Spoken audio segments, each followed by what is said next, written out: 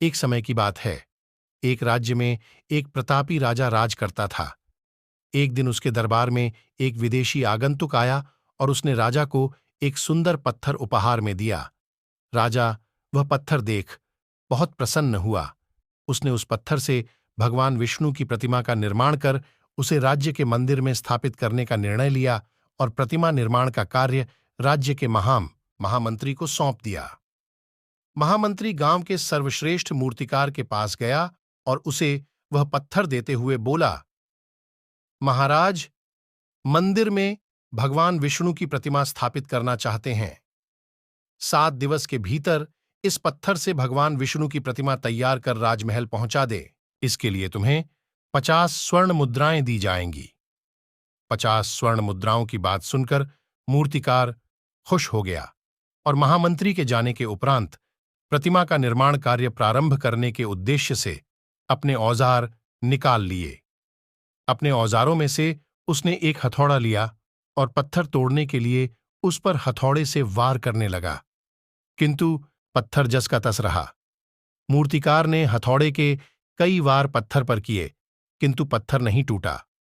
50 बार प्रयास करने के उपरांत मूर्तिकार ने अंतिम बार प्रयास करने के उद्देश्य से हथौड़ा उठाया, किंतु यह सोचकर हथौड़े पर प्रहार करने के पूर्व ही उसने हाथ खींच लिया कि जब 50 बार वार करने से पत्थर नहीं टूटा तो अब क्या टूटेगा।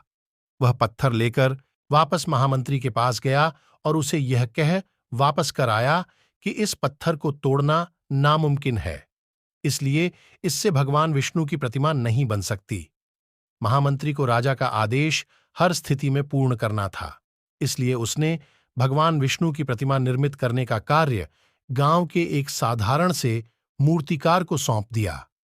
पत्थर लेकर मूर्तिकार ने महामंत्री के सामने ही उस पर हथौड़े से प्रहार किया और वह पत्थर एक बार में ही टूट गया। पत्थर टूटने के बाद मूर्तिकार प्रतिमा बनाने में जुट गया। इधर महामंत्री सोचने लगा कि काश पहले मूर्तिकार ने एक अंतिम प्रयास और किया होता तो सफल हो गया होता और 50 स्वर्ण मुद्राओं का हकदार बनता। मित्रों, हम भी अपने जीवन में ऐसी परिस्थितियों से दो चार होते रहते हैं। कई बार किसी कार्य को करने के पूर्व या किसी समस्या के सामने आने पर उसका निराकरण करने के पूर्व ही हमारा आत्मविश्वास डगमगा जाता है और हम प्रयास किए बिना ही हार मान लेते हैं। कई बार हम 1-2 प्रयास में असफलता मिलने पर आगे प्रयास करना छोड़ देते हैं, जबकि हो सकता है कि कुछ प्रयास और करने पर कार्य पूर्ण हो जाता या समस्या का समाधान हो जाता। यदि जीवन में सफलता प्राप्त करनी है तो बार बार असफल होने पर भी तब तक प्रयास करना नहीं छोड़ना चाहिए जब तक सफलता नहीं मिल जाती।